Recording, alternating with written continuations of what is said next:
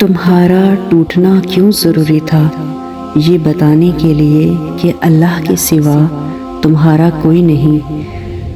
تم جس سے بھی اللہ سے بڑھ کر امید لگاتے ہو اسی کے ہاتھوں توڑے جاتے ہو، کیونکہ قرآن کبھی جھوٹ نہیں کہتا اور مکڑی کے جالوں سے بھی زیادہ کمزور ہوتے ہیں یہ دنیا کے سہارے۔ بس تمہیں توڑنے کا مقصد تکلیف میں مبتلا کرنا نہیں بلکہ اپنے رب کی پہچان کروانا ہوتا ہے۔ جب تم اپنے رب کی پہچان کر لیتے ہو تب تم اس کی رضا میں راضی رہنا بھی سیکھ لیتے ہو، پھر وہ رب اپنی رضا میں راضی رہنے والوں کی رضا بھی کبھی ادھوری نہیں رہنے دیتا۔ بس وقت کو تھوڑا وقت دو، چیزیں واپس اپنی جگہ پر آ ہی جاتی ہیں۔ جسے یہ چار چیزیں عطا کر دی جائیں وہ کبھی محروم نہیں ہو سکتا۔ جسے دعا، توبہ، استغفار اور شکر عطا کر دیا جائے وہ کبھی بھی عطا، قبولیت اور مغفرت زیادتی سے محروم نہیں رہتا، کیونکہ اللہ پاک قرآن میں فرماتے ہیں کہ یہ لوگ تمہارے خیر خواہ نہیں ہیں بلکہ اللہ تمہارا حامی و ناصر ہے اور وہ بہترین مددگار ہے۔ میرا اللہ فرماتا ہے ڈرو مت، میں تمہارے ساتھ ہوں، ہر بات سن رہا ہوں اور دیکھ بھی رہا ہوں۔ قرآن گواہ ہے جس کے معجزوں کا تم اس رب سے مایوس ہوئے بیٹھے ہو، وہ خفا بھی ہو تب بھی محبت کرنا نہیں چھوڑتا۔ میرے اللہ کی ناراضگی بھی اتنی پیاری ہوتی ہے، اور جب اللہ کی مدد تمہارے لیے آئے گی تب تمہارے آنسو، تمہارا تڑپنا ایسے خوشیوں میں بدلتا نظر آئے گا کہ تم حیران رہ جاؤ۔ جس رب نے تمہیں بنایا ہے، وہ جو دل میں سمایا ہوا ہے، وہ دل کے معاملات سے بے خبر تو نہیں؟ جو تڑپ تمہیں سجدوں تک لائی ہے، کیا تمہیں اب بھی اس دعا کی قبولیت پر یقین نہیں؟ جس چیز کو تم اچھا سمجھ بیٹھے ہو اسی میں خیر ہو یہ بھی تو ضروری نہیں؟ کیوں خوف زدہ ہو نصیب اور مستقبل سے اتنا؟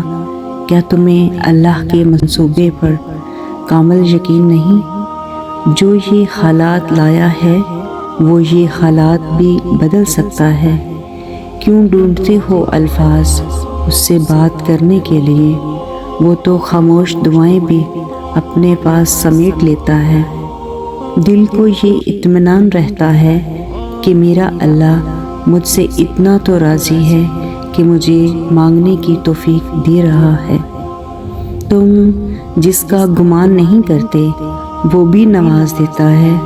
رب تو تم ایک بار ساری امیدیں اس سے جوڑ کر تو دیکھو، تمہیں اشک دینے والا تمہارے اشکوں کو تمہاری ہنسی میں سمیٹ بھی تو سکتا ہے۔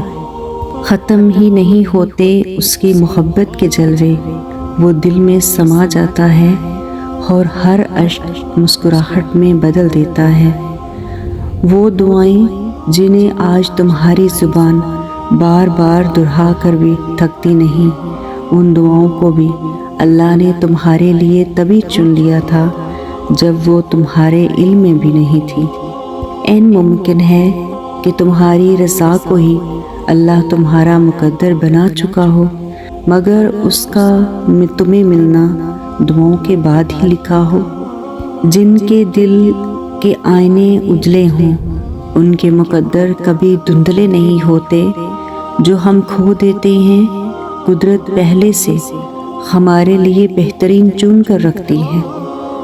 جب مانگی ہوئی چاہتوں میں دینے والے کی رضا شامل ہو تو موج سے خود اپنا راستہ بنا لیتے ہیں اور تم تک پہنچ جاتے ہیں۔ اللہ نے بے وجہ تھوڑی نہ تقدیروں میں دعاؤں کے حصے محسوس کر رکھے ہوتے ہیں۔ اس مقام پر معجزوں کے ہونے کا یقین ہونا ایک الگ بات ہے۔ دل کو بس یہی سکون ہوتا ہے کہ بس اللہ واقف ہے۔ پھر جہاں دل یہ کہتا ہے وہیں یہ گواہی بھی دیتا ہے کہ وہ مالک ہے، ان ساری مشکلوں سے وہی نکالے گا مجھے قدم قدم چلا کر اسی رستے پر لے جائے گا جس سے ہم بھٹک گئے ہیں، اپنے رستے پر لے جائے گا۔ صبر تمہیں توڑ دے گا، تمہارے وجود کو ریزہ ریزہ کر دے گا، تمہیں اتنا تھکا دے گا کہ تمہیں لگے گا جیسے یہ تمہاری کہانی کا اختتام ہے۔ تھک جانا، مایوس ہو جانا برا نہیں ہے۔ مایوس ہونا تب برا ہوتا ہے جب اللہ کی طاقتوں اور اس کی رحمتوں پر یقین نہیں رہتا، جب یہ بات بھول جاتے ہیں کہ جس نے یہ حالات پیدا کیے ہیں وہ یہ حالات بدل بھی سکتا ہے۔ دیکھو، ہر چیز انسان کے بس میں نہیں ہوتی، بلکہ کوئی بھی چیز انسان کے بس میں نہیں ہوتی جب تک اللہ نہ چاہے۔ پھر اس سے مایوس کیوں ہونا جس کے حکم سے ایک پتا بھی ہل نہیں سکتا، جس کے ایک حکم سے یہ کائنات بنا دی گئی اور ایک ہی حکم پر ختم کر دی جائے گی۔ مایوس تو وہ ہوتے ہیں جن کے پاس اللہ نہیں ہوتا۔ ہمارے پاس تو اللہ ہے، یعنی بادشاہوں کا بادشاہ، تمہارا آخری اور واحد مددگار۔ عقبہ بن عامر رضی اللہ عنہ سے مروی ہے کہ جب تم اللہ کو دیکھو کہ وہ بندے کو اس کے گناہوں کے باوجود دنیا سے دے رہا ہے تو سمجھ لو کہ اللہ تعالیٰ اس سے محبت نہیں کرتا، کیونکہ یہ اس کے لیے ڈیل ہے۔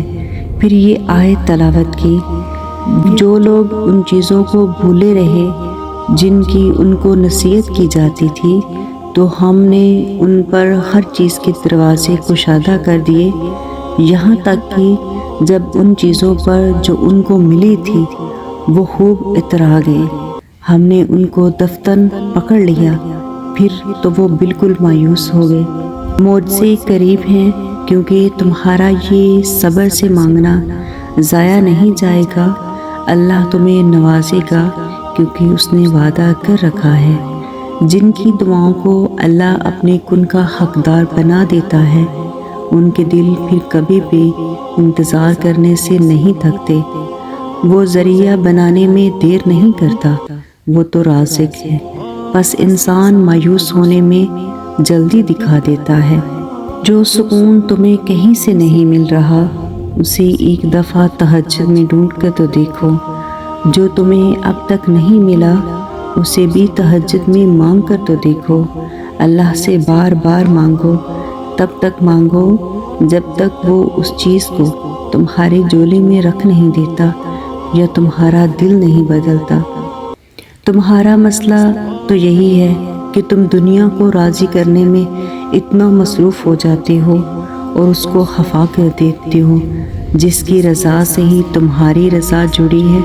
تم دنیا کے روبرو مضبوط بننے میں ساری جان لگا دیتے ہو اور پھر یہی دنیا تمہیں توڑ دیتی ہے۔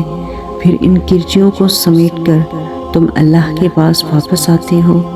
جہاں امیدیں ٹوٹ جاتی ہیں وہیں منزل دھندڑی پڑ جاتی ہے، اور جہاں اسباب نظر آنا بند ہو جاتے ہیں، جہاں آنسو آنکھوں کا مسکن بن جاتے ہیں اور آزمائش گرتی ہے، راستوں کے پتھروں سے پاؤں میں چھالے پڑنے لگتے ہیں، جہاں صبر ہی ساتھی بنتا ہے وہیں سے اللہ پر یقین کا سفر شروع ہوتا ہے۔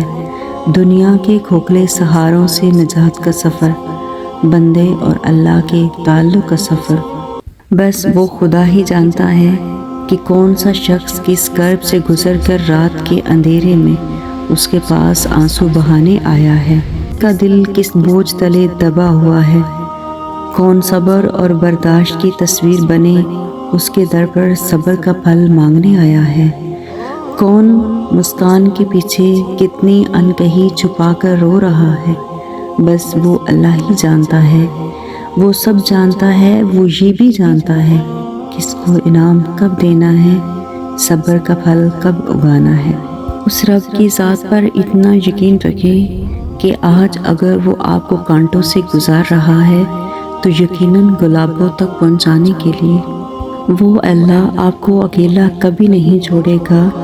وہ جب آپ کو سب گرا دیتے ہیں تب وہی تو آپ کو اٹھنے کی ہمت دیتا ہے، تب آپ پہلے سے زیادہ مضبوط ہو کر اٹھتے ہیں، کیونکہ اٹھانے والا وہ جو نہ ہے وہ آپ کا اللہ ہے اور وہ سب سے طاقتور ہے۔